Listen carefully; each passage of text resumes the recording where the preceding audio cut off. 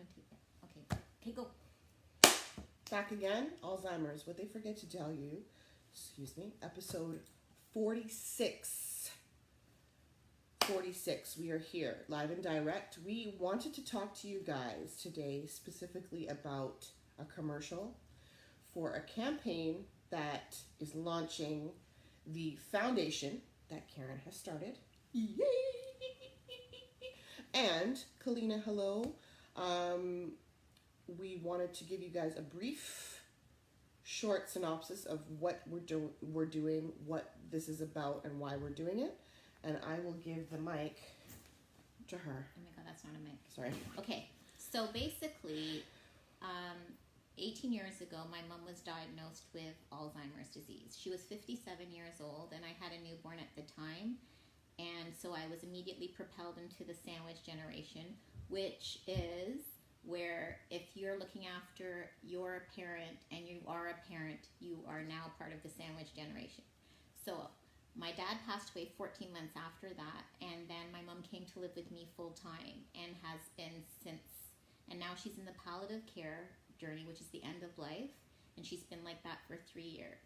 But along the way, it's taken a large toll, and the caregivers, I'm just saying, like, we save the health system about $50 billion a year in Canada alone. That's not even worldwide, because these are unpaid. As a caregiver, the correct term, I'm an informal caregiver because I'm not a paid caregiver.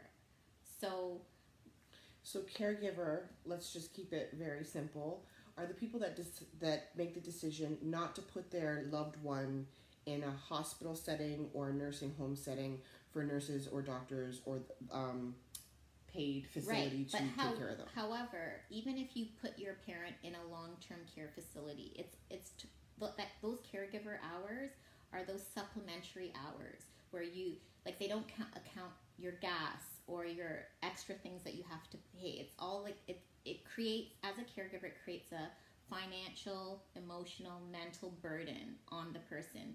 And then the caregiver starts suffering their own illnesses because they are torn into two different directions, namely me, being a mother and then a daughter, and having to take on those two roles and trying to balance that constantly. So what ends up happening is, we've been, as Wendy said, we've been doing these podcasts for over a year, and along the way we've met a great group of people that have opened up and have come on. Some of them have come on and told their stories, some haven't, but still have told their stories about the burnout, the compassion fatigue, the stress, depression, and even when your loved one does pass, what do they do now? And this is a huge part. Dementia alone, 1 in 3 people are going to develop dementia. In 2050, there's going to be 135 million people suffering from it. And if you don't, I guess, get the disease, you are definitely going to be caregiving for somebody that has it.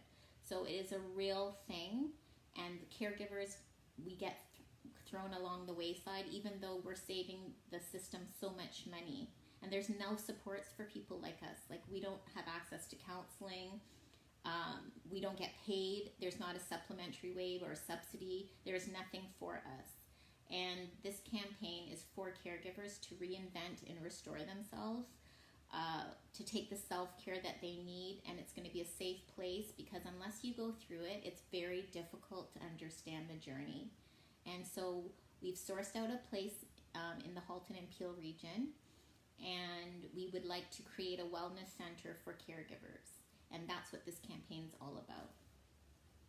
So we are looking forward to developing this campaign, and we're trying to get a few products so that, you're not just donating money and getting nothing in return, and we would like your support, and that's basically why we're doing this commercial. Awesome. So, very proud of you and the journey, and I'm sure your mom feels the same way.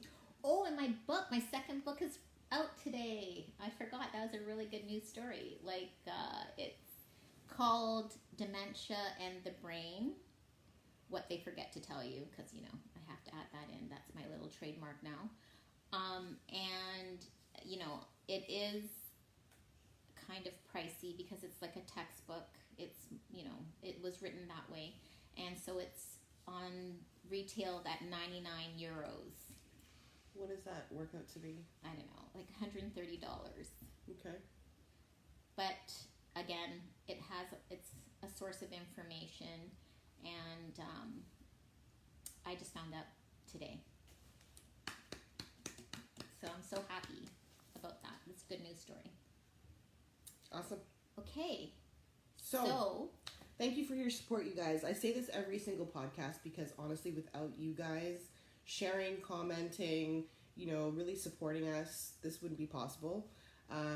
We are very grateful for all of it, and we see everybody, you know, that does leave us the inbox messages, the messages on our walls. And let's just add, these podcasts are not sponsored, so this is like a labor of love. And I figure, like, it's obviously doing some good because people do look forward to it.